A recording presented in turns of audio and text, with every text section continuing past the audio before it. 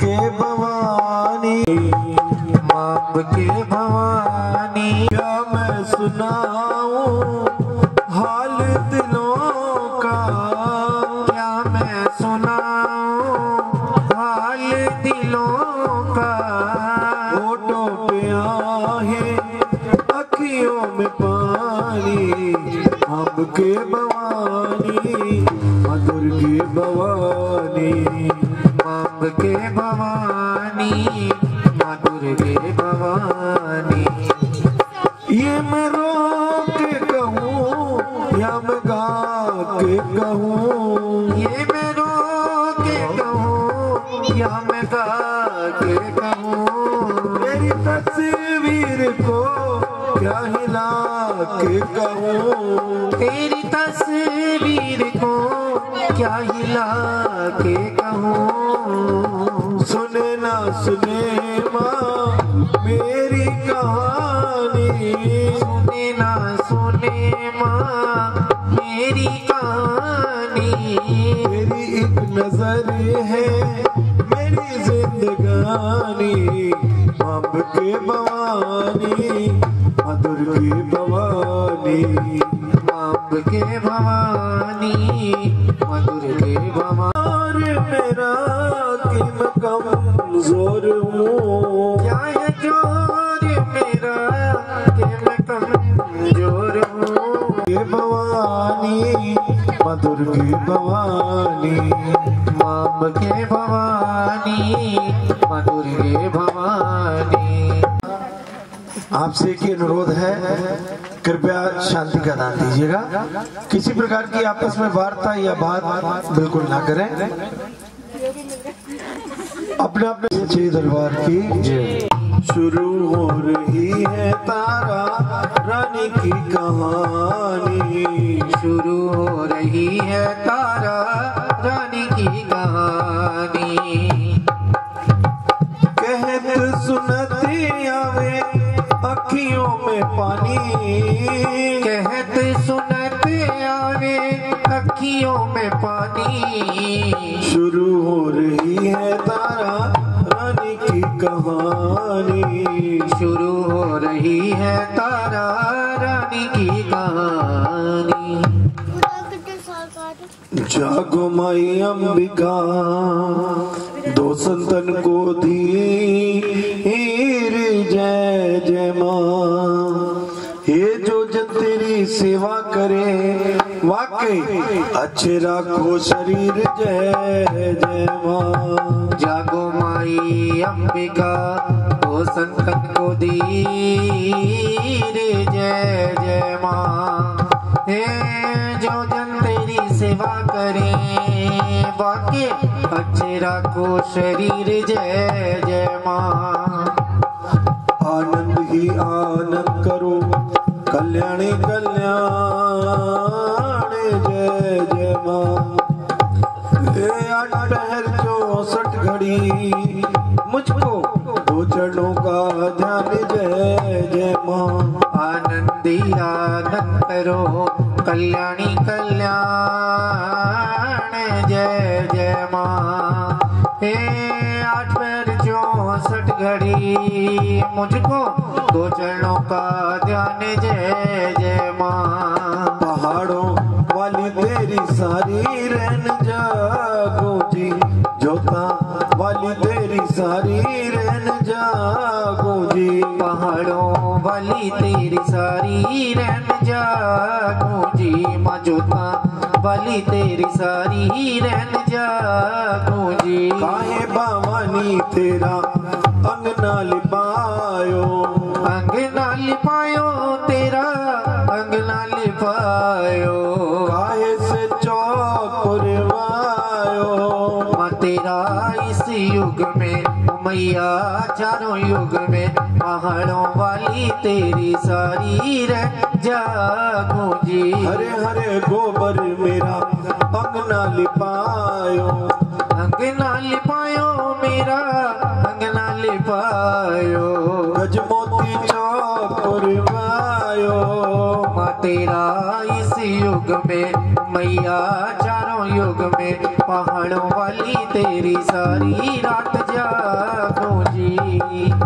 पहले पहर तेरा करूं मैं भजन माँ, करूं मैं भजन तेरा करूं सिमरण माँ। दीजियो बुध प्रकाश, बुध प्रकाश दीजो अपने भक्तानों अपने संतों को। पहाड़ों वाली तेरी सारी रात जागूं जी। दूसरे पहर तेरा करूं मैं भजन माँ, करूं मैं भजन तेरा करूं सिमरण माँ।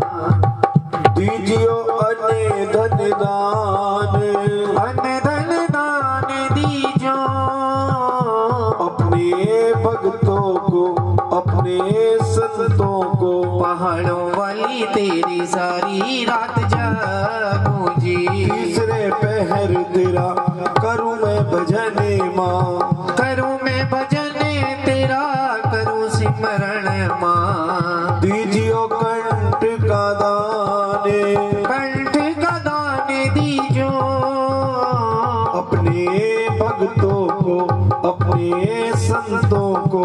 पहाड़ों वाली तेरी सारी रात जागूं जी। चौथे पहर तेरा करूं मैं भजन माँ, करूं मैं भजन तेरा करूं सिमरण माँ। दीजियो भक्ति का दान, भक्ति का दान दीजो अपने भक्तों को अपने संतों को। पहाड़ों वाली तेरी सारी रात जागूं जी। तो भक्त ने निश्चय किया माँ का जागरण कराया जाए। सर्वप्रथम मन में विचार आया उस स्थान को किस प्रकार से पवित्र किया जाए जहां पर माँ की मूर्ति विराजमान की जाए। उसने अपने मन में बहुत सारे विचार किए, परंतु कोई भी बात उसके दिमाग में नहीं आई। तो आखिर उसने माँ से ही पूछ लिया, काहे भवानी मैं तेरा अंगना लिपाऊं, काहे से चौक को सजाऊं माँ, मैं तेरा इस युग में या तेरा चारों युग में। हिंदू धर्म के अनुसार हरे हरे गोबर का लेपन जिसको हम गुबरी कहते हैं सबसे उचित माना गया। तो माँ ने अपने भक्तों को आज्ञा दी कि भक्तों हरे हरे गोबर से मेरा अंगना लिपायो और गजमोती चौक सजायो, मेरा इस युग में या मेरा चारों युग में। तो भक्त माँ के कहे अनुसार हरे हरे गोबर का लेपन किया, चौकी स्थापित कर दी, चौकी पर माँ की मूर्ति विराजमान कर दी। सर्वप्रथम क्या किया, 24 घंटों को 4 पहर में बांट दिया।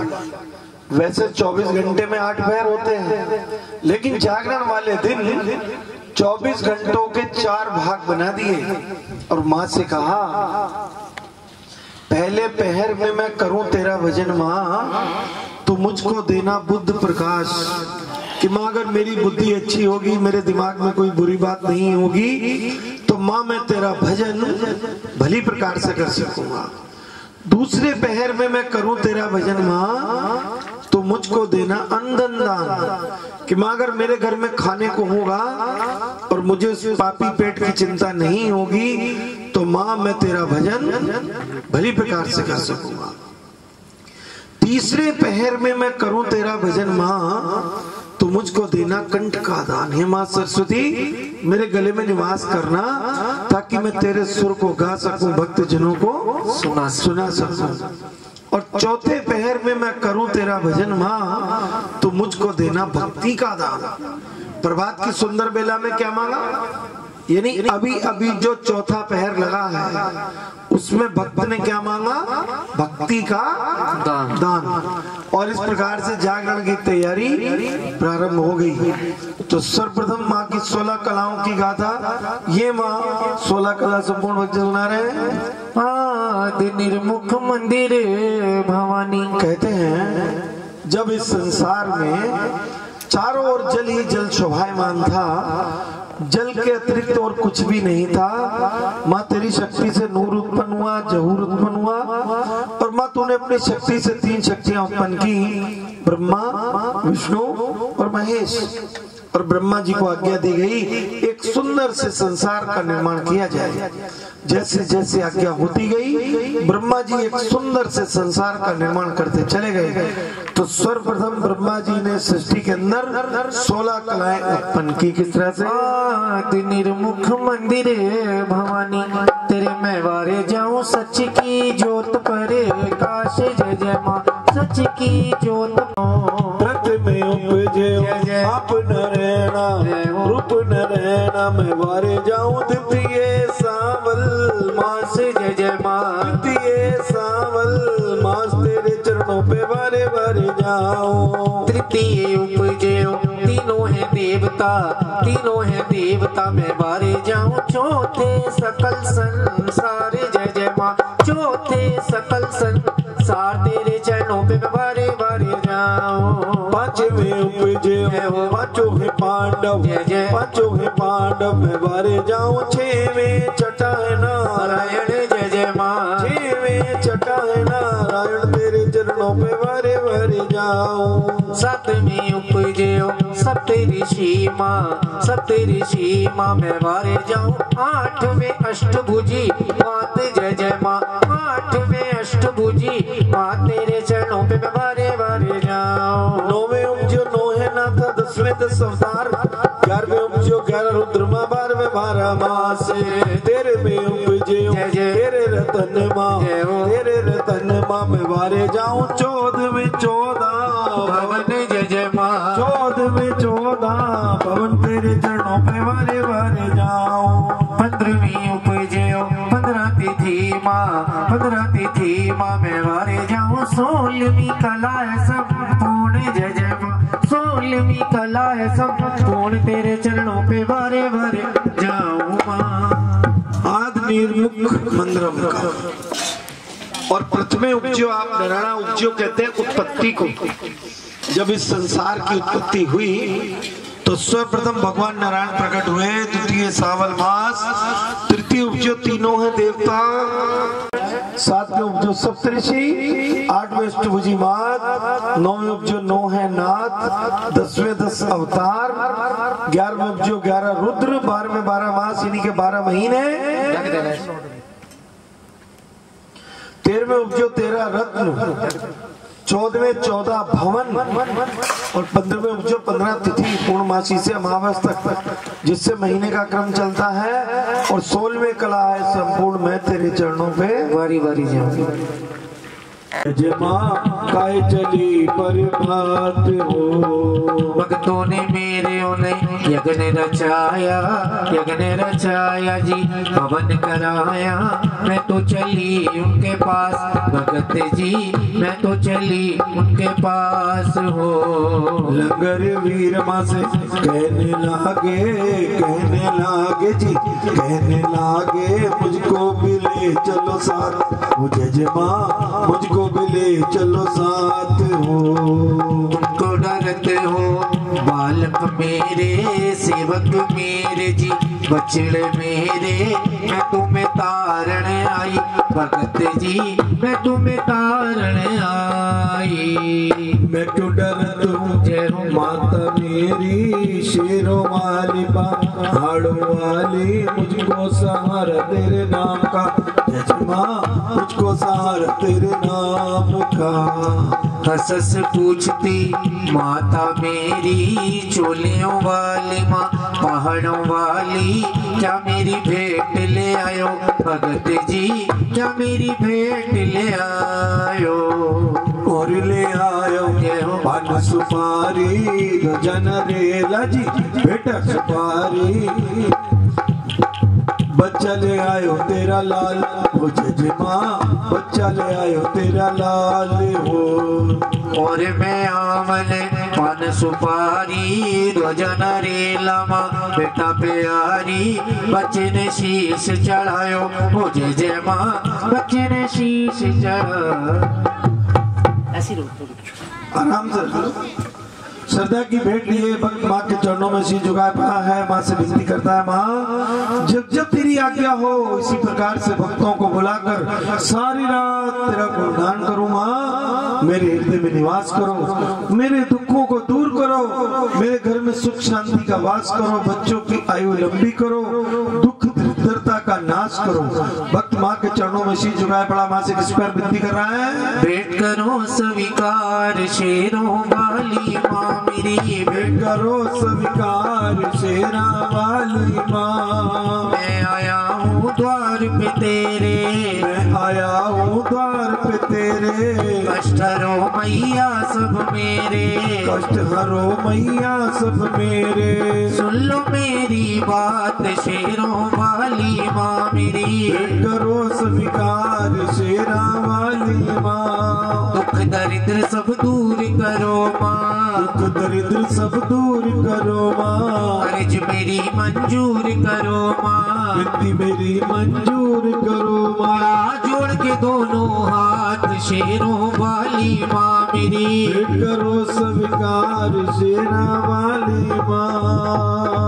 आके भक्तों ने शीश चढ़ाए, पल में मैया जी ने, पल में दुर्गा जी ने, पल में ज्वाला जी ने जोड़ मिलाए।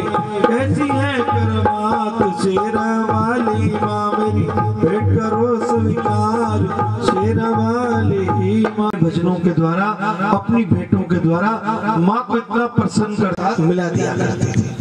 यानी कि कलयुग में न तो भक्तों के अंदर इतनी श्रद्धा है, अब इनके अंदर इतनी सच्चाई है कि आपको इस तरह का दृश्य दिखला सके। इसलिए विद्वानों ने, महापुरुषों ने इस प्रथा को जारी रखते हुए नारियल के रूप में ये भेंट की प्रथा चलाई। तो यही दृश्य अभी आपके सामने से गया। तो देखिए, समय है भेंट चढ़ाने का। कोई भी माता भाई बहन है,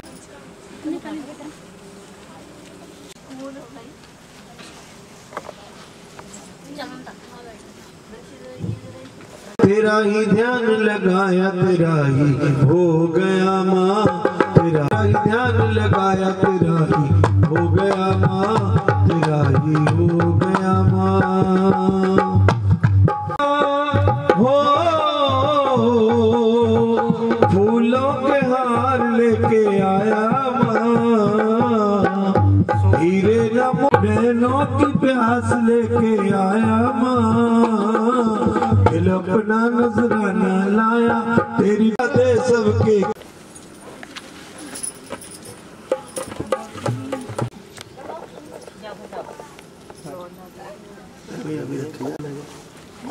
और कौन ले गया तेरा?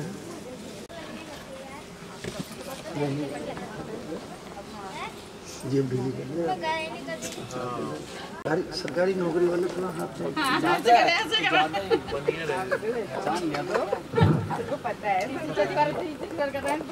क्या वैसा तुमने पहचान लिया? सही कहा मैंने तो हमारा परिवार है, ऐसे थोड़ी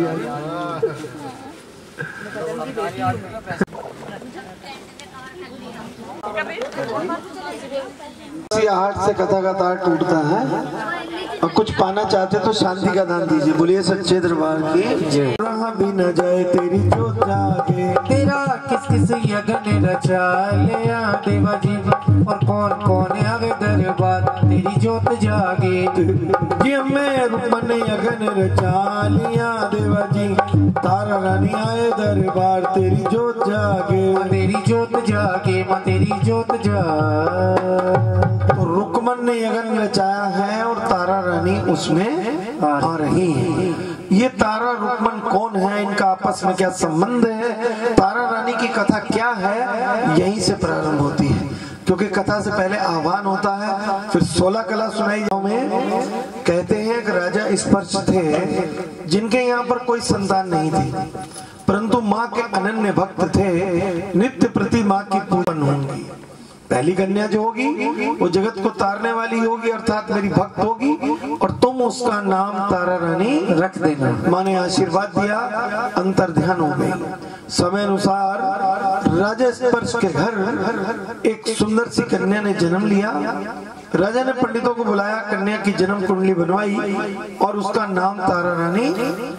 और समय व्यतीत हुआ, राजा स्पर्श के घर दूसरी कन्या ने जन्म लिया। वही राजा स्पर्श घर कन्या जन्मी शुभ मंगलवार। बुला विद्वानों को पूछते राजा शुभ शुभ लगन विचार। विद्वानों ने पत्री खोल कहा इस कन्या को देव मारे। कन्या मारना बड़ा दोष भाई कुल नरकों में जाए। ऐसी विधि बताओ पंडित जी कन्या भी बच जाए। वो मेरी कन्या भी बच जाए। दूसरी कन्या ने जन्म लिया राजा स्पर्श के घर अशुभ मंगलवार। राजा ने ब्राह्मणों को बुलाया, कन्या की जन्म कुंडली बनवाई और पंडितों ने जैसे ही कुंडली को देखा वो देखकर चौंक पड़े। उन्होंने राजा स्पर्श से कहा महाराज अगर हमारे प्राण ना लेने का वचन दिया जाए तो हम आपको इस कन्या के बारे में कुछ बतलाएं। राजा ने कहा विद्वानों तुम्हारे मन में कोई बात है तो निसंकोच कह दो, डरने की कोई बात नहीं। पंडितों ने कहा महाराज ये कन्या जो आपके घर में पैदा हुई है इसका पालन पोषण आपके घर में नहीं होगा महाराज, किसी नीच के घर में होगा। राजा ये सुनकर चौंक पड़े, का पालन पोषण मेरे घर में ना होकर किसी नीच के घर में क्यों होगा? तो पंडितों ने कहा महाराज हम आपको अपनी विद्या के अनुसार आपके पूर्व जन्म का हाल बतलाते हैं। पंडितों ने बतलाया महाराज आप पिछले जन्म में भी एक राजा थे, आपको शिकार खेलने का बहुत शौक था। एक दिन आपने अपने मंत्री को साथ में लिया, शिकार खेलने जंगल को रवाना हो गए।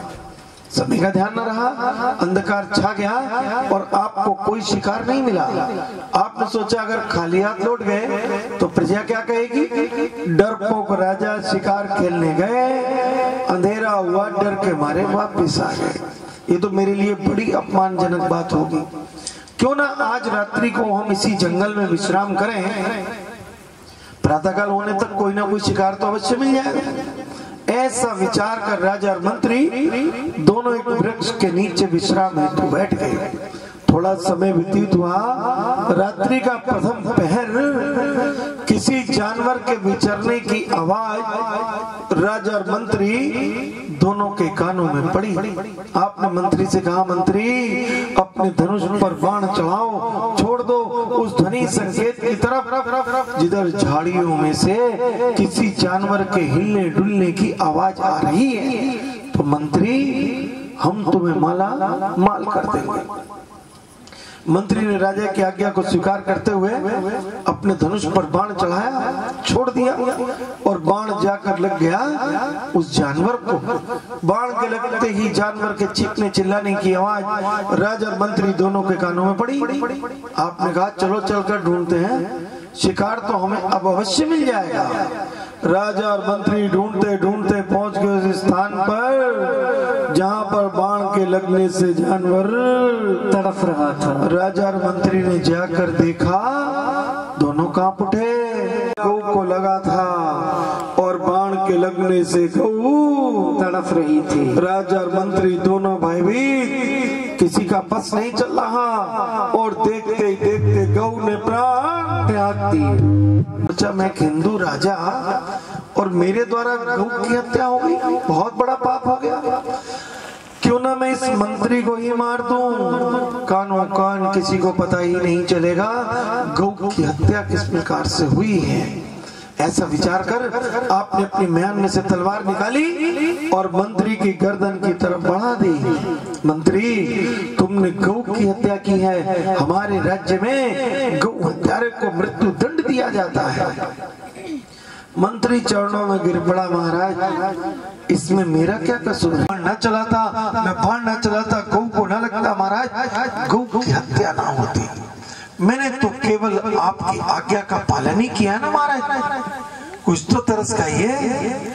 मेरे बाल बच्चों पर सेवा की है मैंने, आपकी बरसों से पुरस्कार पाए हैं और महाराज जी आप मुझे किस अपराध की सजा देने जा रहे हैं जो मैंने किया ही नहीं। मंत्री के बार बार कहने पर आपने कहा मंत्री तुम्हारे बार बार कहने पर हम तुम्हें मृत्यु दंड तो नहीं देते, इसलिए हम तुम्हें आदेश देते हैं हमारे राज्य से अभी इसी समय बाहर चले जाओ। अगर अपने जीवन काल में तुम दोबारा दिखाई दिए तो अपने अपने प्राणों की रक्षा नहीं कर सका। मंत्री ने प्रणाम किया और चल दिया राजा के देश से बाहर। अब आपने सोचा कि मैं दुनिया की नजरों से तो बच गया, परंतु वो परमात्मा, वो शक्ति जिसको हम भगवान कहते हैं, न जाने हम कितने नामों से पुकारते हैं, जो हमारे एक एक पल का हिसाब रखता है, क्या उसकी नजरों से बच सकते हैं? ऐसा विचार करके आपने सोचा, रे मैंने क्या कर दिया, दोहरा पाप कर डाला। पहला अपराध, मैंने मंत्री को आज्ञा दी, उसने बाण चलाया, गऊ की हत्या हो गई, वास्तव में तो वो मेरा ही अपराध था। और दूसरा अपराध, मैंने मंत्री को ही अपने देश से बाहर निकाल दिया। अब मैं कैसे इस दोहरे पाप से मुक्ति पाऊं? ऐसा विचार करके आपने सोचा क्यों ना एक महान यज्ञ का आयोजन किया जाए, दूर दूर से हजारों ऋषि मुनि संत ब्राह्मण बुलाए जाएं, इतना महान यज्ञ किया जाए, उसमें इतनी आहुतियां डाली जाएं, मेरा इष्ट, मेरा परमात्मा मुझसे प्रसन्न हो जाए और मैं इस दोहरे पाप से मुक्ति पा जाऊं। ऐसा विचार कर आपने एक महान यज्ञ का आयोजन किया और दूर दूर से हजारों ऋषि मुनि संत ब्राह्मण बुलवाए गए। यज्ञ प्रारंभ हो गया। कानों कान उस मंत्री को भी खबर लग गई कि राजा गौ हत्या के पाप से बचने के लिए एक महान यज्ञ कर रहे हैं। अब मंत्री सोचने लगा, मेरा क्या कसूर था? अरे मैंने क्या किया था? राजा की आज्ञा का पालन ही तो किया था ना, और उसने मुझको अपने देश से बाहर निकाल दिया था। अब मंत्री के मन में बदला लेने की भावना जाग उठी और कहते हैं उस समय मनुष्य अपने शरीर को बदलने की ताकत रखता था। कलयुग का समय, सतयुग का समय, अपनी साधना से जो मर्जी रूप धारण कर लो। तो उस मंत्री ने क्या किया, अपने शरीर को एक पंछी के रूप में ढाल लिया, अपने पंजों में उठा लिया एक मरे हुए सांप को, और मन में बदले की भावना, वो मंत्री पंछी का भेष बनाए, अपने पंजों में मरे हुए सांप को उठाकर चल दिया राजा के देश की ओर, जहां पर यज्ञ की समाप्ति पर वितरण होने वाला प्रसाद तैयार हो रहा था। जी आया अम्बे पंछी का रूप बने आया, जी आया अम्बे पंछी का रूप बने आया। उस पंछी ने पाप कमाया, मरा हुआ सांप उठा कर लाया, ऊंचे पीपल आसन लगाया, गधे की नजर बचा के वो सर्प कढ़ाई में गिराया। जी आया अम्बे पंछी का रूप बने आया। एक ऊंचा पीपल का पेड़ है जिसके नीचे चूल्हा जल रहा है, और चूल्हे पर कढ़ाई में यज्ञ की समाप्ति पर वितरण होने वाला प्रसाद तैयार हो रहा है। और वो मंत्री पंछी का भेष बनाए जाकर बैठ गया उसी पीपल के पेड़ पर मौके की तलाश में। जो भक्तजन प्रसाद तैयार कर रहे हैं उनकी नजर बचे तो मैं मरा हुआ सांप उस प्रसाद के कढ़ाई में डाल दूं। वो कहते हैं जैसा विधि का लेख वैसा ही होता है, और होनी को कोई भी टाल नहीं सकता। जो भक्तजन प्रसाद तैयार कर रहे थे उनको महलों के अंदर से राजा का बुलावा आ गया, और भक्त बिना कुछ सोचे विचारे राजा की आज्ञा को सुनने के लिए महलों के अंदर दौड़ पड़े। और पंछी बहुत प्रसन्न, मुझे इससे अच्छा मौका और नहीं मिलेगा।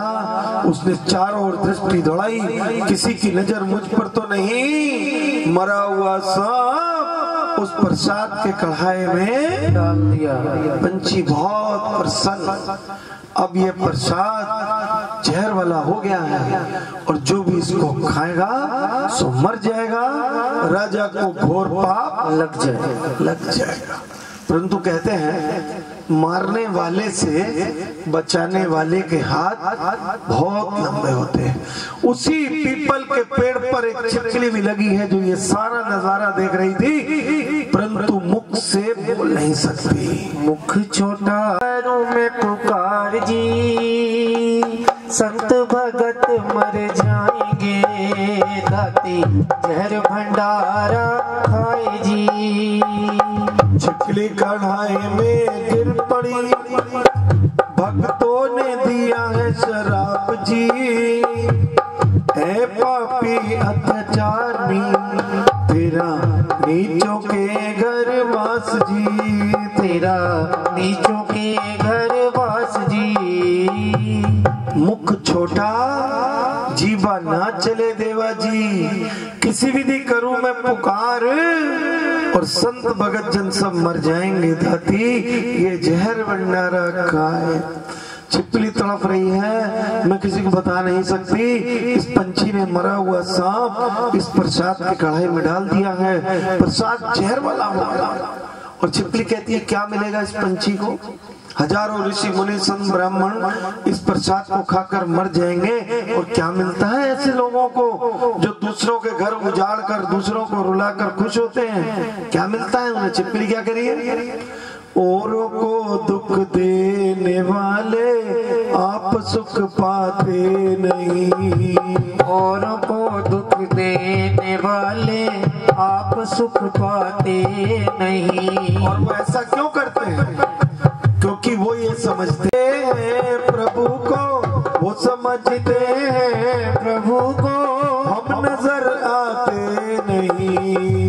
औरों को दुख देने वाले आप सुख पाते नहीं।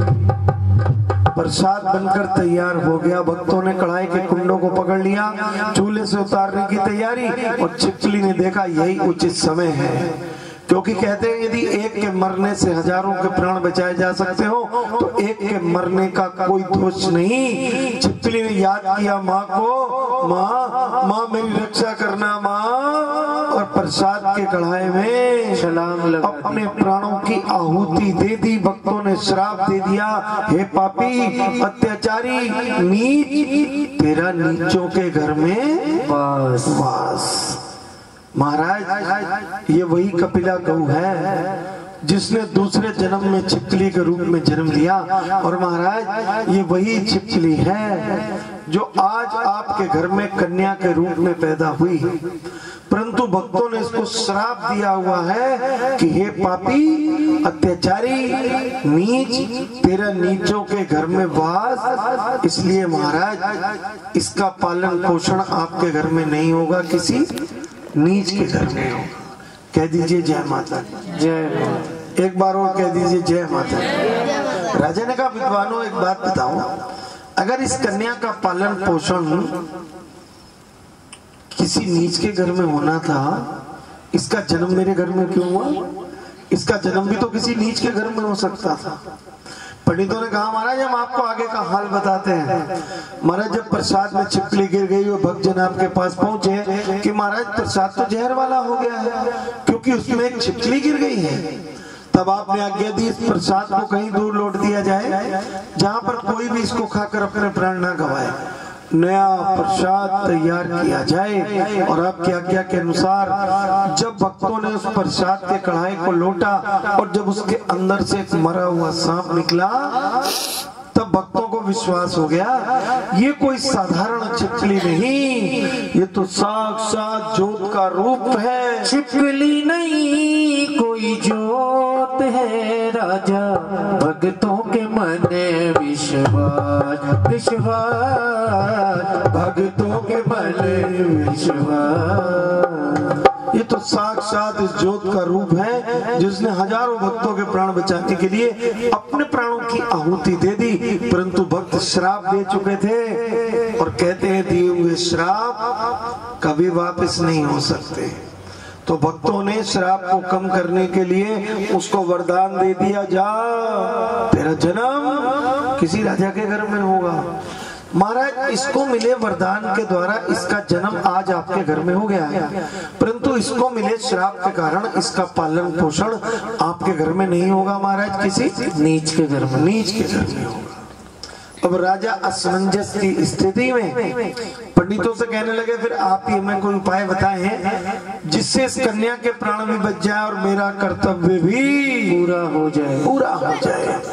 पंडितों ने कहा महाराज इसके दो ही उपाय हैं।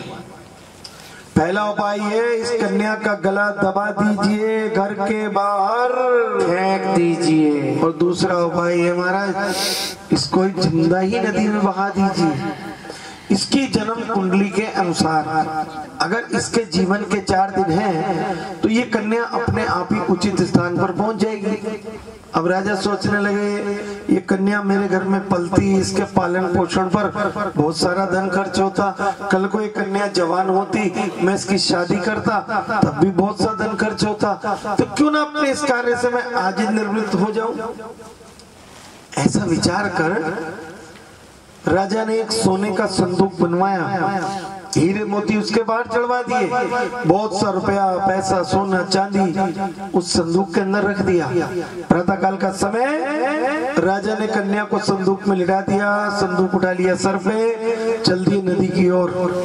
पहुंच गए नदी के किनारे।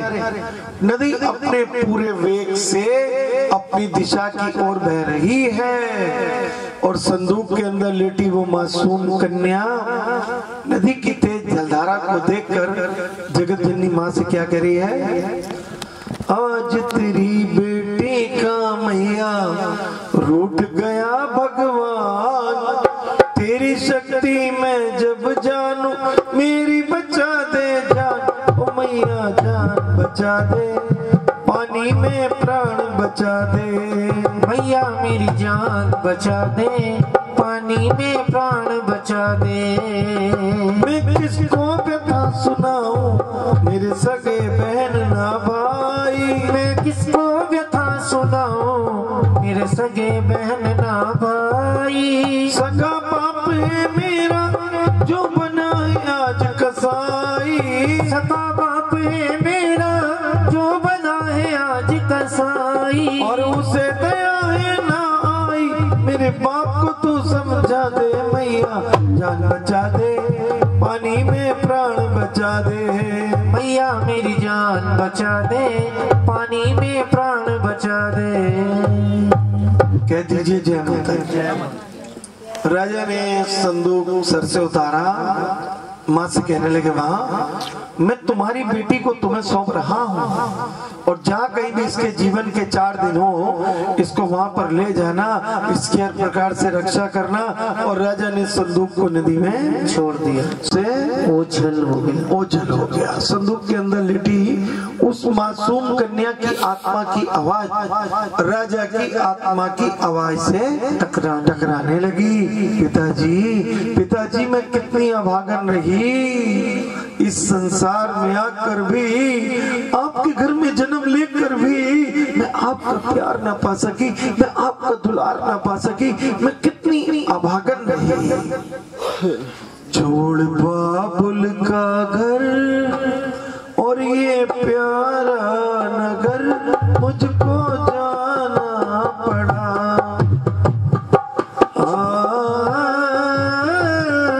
मुझको जाना पड़ा।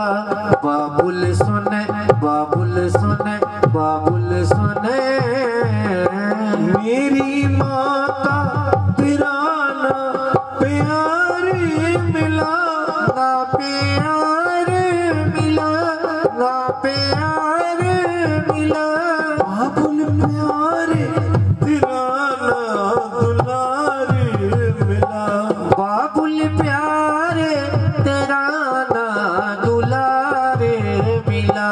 है ये पिछला करम तो निभाना, धर्म मुझको जाना पड़ा, मुझको जाना पड़ा। बाबुल सुने, बाबुल सुने, बाबुल सुने। राजा नदी किनारे खड़े पश्चाताप के आंसू बहाने लगे। अरे ये मैंने क्या कर दिया, लोक लाज के डर से मैंने अपनी बेटी को नदी में बहा दिया। राजा की आंखों से बिन मौसम की बरसात फूट पड़ी और उधर बेटी कहती है पिताजी पहले तो आपने थोड़ा सा भी विचार नहीं किया, तो अब आपकी आंखों से आंसू क्यों बह रहे हैं। तेरे नैना क्यों भर आए, तेरे नैना क्यों भर आए, तेरे नैना क्यों तेरे नैना क्यों भर आए। बेटी पराया धन होती है, बेटी पराया धन होती है, काहे को नीर बहाए। तेरे नैना क्यों भर आए। तेरे नैना क्यों भर आए। जन्म से बेटी भाग्यहीन है, फिर लक्ष्मी कहलाए राजा। फिर लक्ष्मी कहलाए। छोड़ के एक दिन बाबुल का घर, देश पिया के जाए। तेरे नैना क्यों भर आए। तेरे नैना क्यों भर आए। हो क्यों भर आए, हो क्यों भर आए, हो क्यों भर आए। हो क्यों भर आए। कोई बता सकता है राजा ने? कोई बता सकता है क्या माँ ही अपनी बेटी को ज्यादा प्यार करती है, पापा नहीं करते? सच बात तो यह है कि जितना प्यार पापा अपनी बेटी को करते हैं उतना तो मम्मी भी। और राजा इसीलिए रो रहे हैं क्योंकि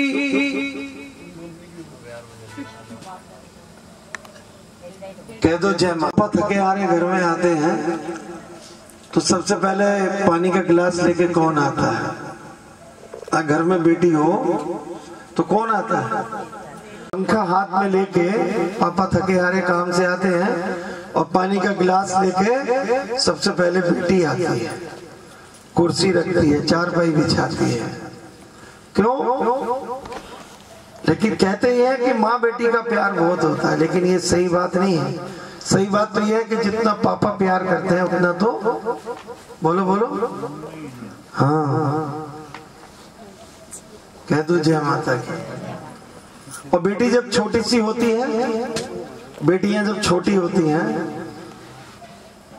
गुड़िया, उनकी हमेशा फरमाइश क्या होती है? बाजार में जाए पापा पापा मेरे लिए गुड़िया लेके आना, है ना? जैसे गुड़िया बेटी होती है ऐसी गुड़िया की फरमाइश करती है। और पापा जब तक शाम को काम से ना आ जाए वो बहाने बनाती रहती हैं, लेकिन सोती भी नहीं है। पापा आएंगे हमारे लिए खिलौना लाएंगे। तो ऐसे एक बेटी, उसके पापा ऑफिस के काम से बाहर जाने लगे 5-7 दिन के लिए, तो कहती है पापा मेरे लिए छोटी सी गुड़िया लाना। क्या कह रही है? 7 समुंदर पार से गुड़ियों के बाजार से, 7 समंदर पार से गुड़ियों के बाजार से, अच्छी सी गुड़िया लाना, अच्छी सी गुड़िया लाना।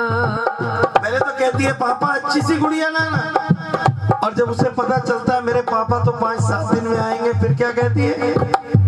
गुड़िया चाहे ना लाना, गुड़िया चाहे ना लाना, पापा जल्दी आ जाना, पापा जल्दी आ जाना। और पापा कैसे होते हैं? सुबह काम से निकल गए, एक काम से दूसरा काम, ना मालूम रात को कब घर लौटेंगे, कब जागते कब सोते हैं पता नहीं, कब जागते कब सोते हैं पता नहीं, किस वक्त कहाँ होते हैं पता नहीं, किस वक्त कहाँ होते हैं पता नहीं। एक अकेले घर का बोझ उठाते हैं, एक अकेले घर का बोझ उठाते हैं, मेरे पापा दाना पानी लाते हैं, मेरे पापा दाना पानी लाते हैं। बेटी और बड़ी हो गई, कॉलेज जाने लगी।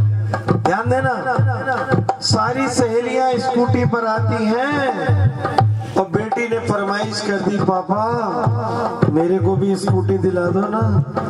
अब पापा की जेब में इतने पैसे नहीं अपनी बेटी को स्कूटी दिला सके, और कहते हैं प्रभु उस पापा के जीवन में वो दिन कभी ना आए कि उसकी बेटी कोई फरमाइश करे और उसके पापा उसको पूरी ना कर सके। क्योंकि शादी से पहले बेटी हमसे कोई फरमाइश करती है, हम उसको पूरा नहीं कर पाते। फिर देखिए ये वही बेटी है, शादी के बाद उसके मम्मी पापा 100-200 रुपए का फ्रूट भी लेकर चले जाएं तो वही बेटी क्या कहती है, पापा रहने देते ना, इसकी क्या जरूरत थी। और ये सिर्फ बेटियां ही कर सकती हैं। आजकल के बेटे काम के ना काज के दुश्मन, अनाज के बोले 50,000 का मोबाइल दिला दो, जैसे वो बैठे हैं पीछे, है ना। मेरे को 1.5 लाख वाली बाइक दिला दो, 15 लाख वाली कार दिला दो। दिन रात धमकाते फिरते अपने पापा को।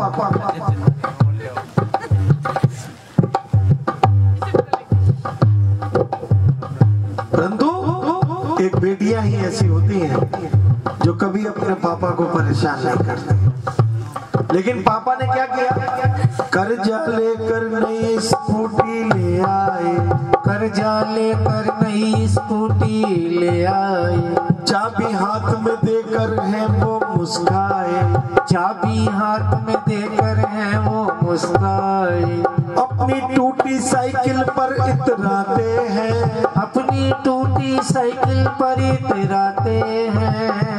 वो अपनी टूटी साइकिल पर भी इतराते हैं। क्यों?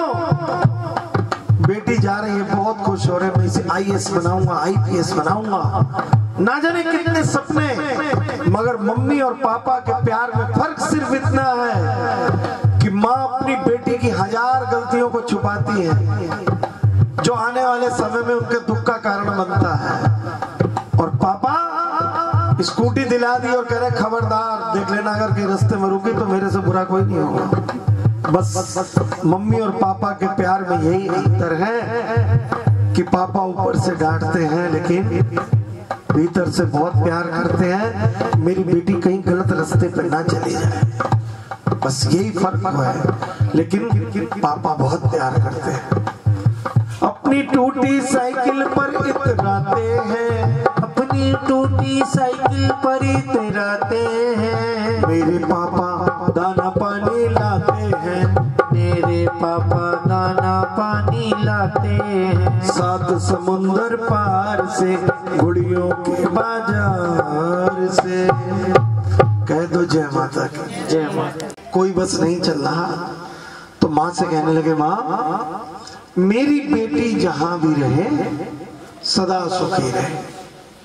और कोई भी माँ बाप अपनी बेटी को विदा करता है तो अपने प्रभु से यही तो विनती करता है कि मेरी बेटी, अरे बोलो कुछ तो बोल दिया करो आगे से, हाँ जी, सदा सुखी रहे। लाख से करोड़ तक खर्च करता है माँ बाप, अपने आप को गिरवी भी रख देता है, किसके लिए? बेटी के लिए।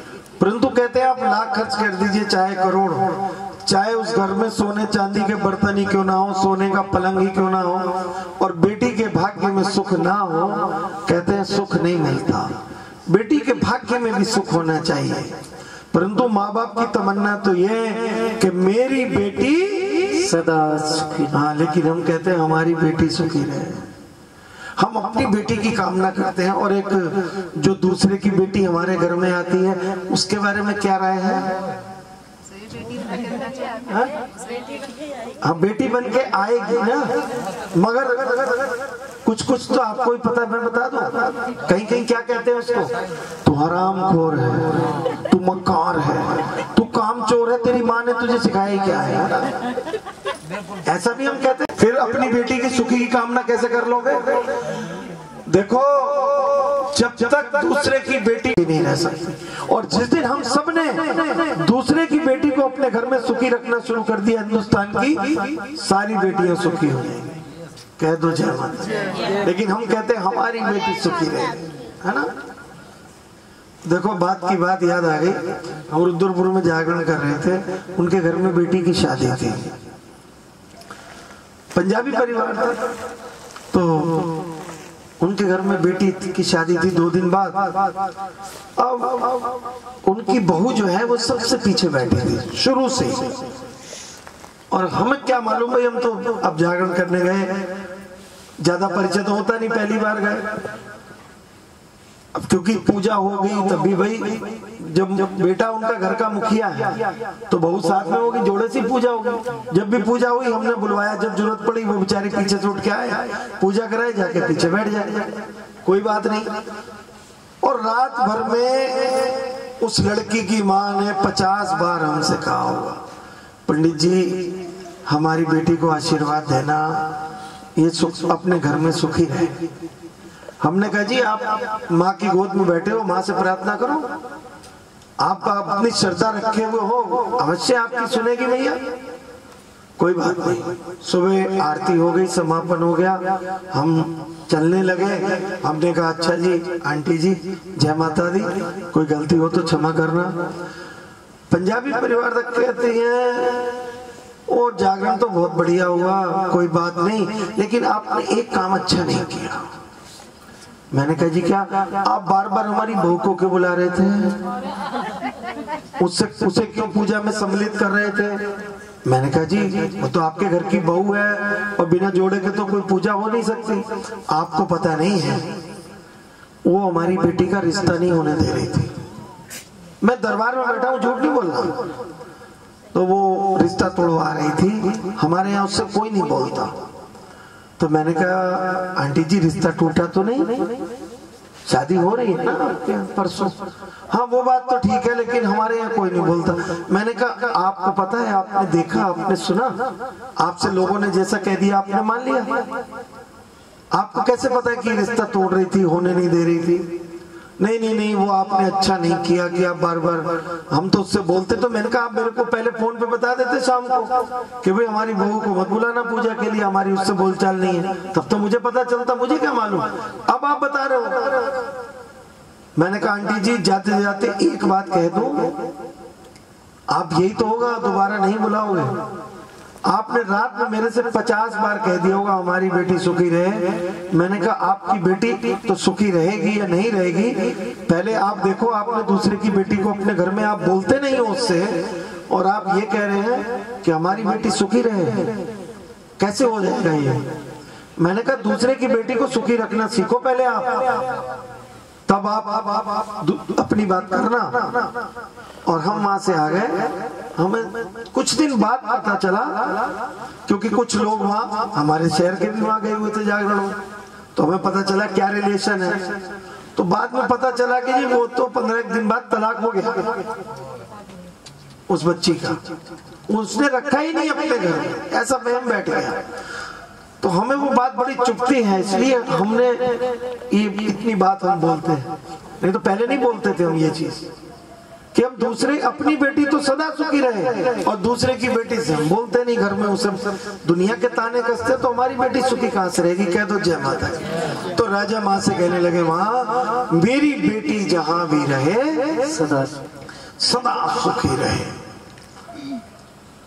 तो राजा अपनी बेटी को दुआ भी दे रहे हैं, विदाई भी दे रहे हैं। क्या कह रहे हैं कि बाबुल की दुआएं लेती जा, जा तुझको सुखी संसार मिले। बाबुल की दुआएं लेती जा, जा तुझको सुखी संसार मिले। मायके की कभी ना याद आए, ससुराल में इतना प्यार मिले। मायके की कभी ना याद आए, ससुराल में इतना प्यार मिले। नाजों से तुझे पाला मैंने, फूलों की तरह कलियों की तरह, फूलों की तरह कलियों की तरह, फूलों की तरह कलियों की तरह। बाहों में झुलाया है तुझको मेरी लाडो सदा झूलों की तरह, मेरी लाडो सदा झूलों की तरह। मेरे बाग की है नाजुक डाली, तुझे हर पल नई बहार मिले। मायके की कभी ना याद आए, ससुराल में इतना प्यार मिले। बाबुल की दुआएं लेती जा। कहते हैं बेटी तो धन में गाना है और एक न एक दिन उसको अपने घर जाना है, लेकिन बेटी माँ से गिला तो बहुत करती है। बेटे तेरे 5 हो 7 हो, उनको तो अपने से अलग नहीं करती, और बेटी एक भी हो तो उसे अपने से क्यों अलग करती है? कैसे गिला कर रही है बेटी अपनी माँ से? मुझे माँ से गिला मिला यही सिला, बेटियां क्यों पराई हैं, बेटियां क्यों पराई हैं मेरी माँ, बेटियां क्यों पराई हैं? खेली कूदी में जिस आंगन में, वो भी अपना पराया सा लागे, वो भी अपना पराया सा लागे। बेटी कहती है माँ, जिस आंगन में मैं खेली कूदी बड़ी हुई वो मेरा अपना तो है, लेकिन शादी के बाद पराया क्यों लगने लगता है? ये गाड़ी मेरी, ये सामान मेरा, सब कुछ मेरा, माँ मेरा अपना है, लेकिन शादी के बाद पराया क्यों लगने लगता है माँ, पराया क्यों लगने लगता है? बेटी क्या कहती है आगे? खेली कूदी में जिस आंगन में, वो भी अपना पराया सा लागे, वो भी अपना पराया सा लागे।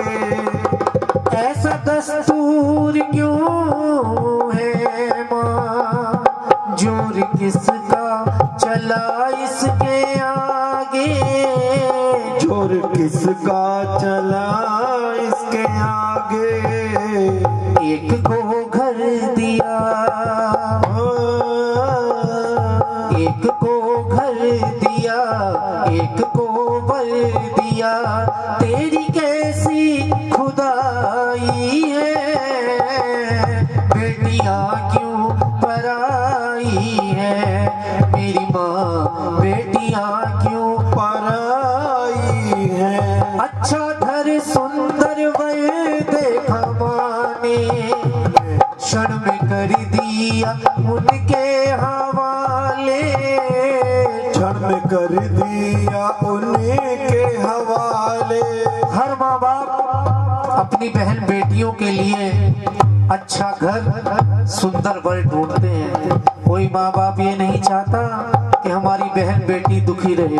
बेटी कहती है माँ, बेटे अगर तेरे साथ भी हो उन्हें तू जुदा नहीं करती, बेटी अगर तेरी एक हो उसे जुदा क्यों करती है माँ, उसे जुदा क्यों करती है? बेटी क्या कहती है आगे? अच्छा घर सुंदर वर देखा माने, क्षण में कर दिया उनके हवाले, क्षण में कर दिया उनके हवाले। जिंदगी भर कहे ये बंधन, कह के समझाते हैं घर वाले, कहते समझाते हैं घर वाले। देते दिल से दुआ, देते दिल से दुआ, खुश रहना सदा, बेटियां तो पराई है, वो बेटियां तो पराई हैं मेरी माँ, बेटियां तो पराई हैं। एक बेटी की शादी हो जाती है, कुछ दिन के बाद उसका नसीब देखो, आधी रात को घर से धक्के मार के बाहर निकाल दिया जाता है। किसी बहन बेटी को सिलेंडर के हवाले कर देते हैं तो किसी को स्टोव के हवाले कर दिया जाता है। तो वो बहन बेटी ये कहने पे मजबूर हो जाती है, बना के क्यों बिगाड़ा रे, बिगाड़ा रे नसीबा, ऊपर वाले, ऊपर वाले, ऊपर वाले, ऊपर वाले, लिखने वाले ने लिख डाले, मिलने के साथ बिछोड़े, असा हुण टुर जाना, ये दिन रह गए थोड़े।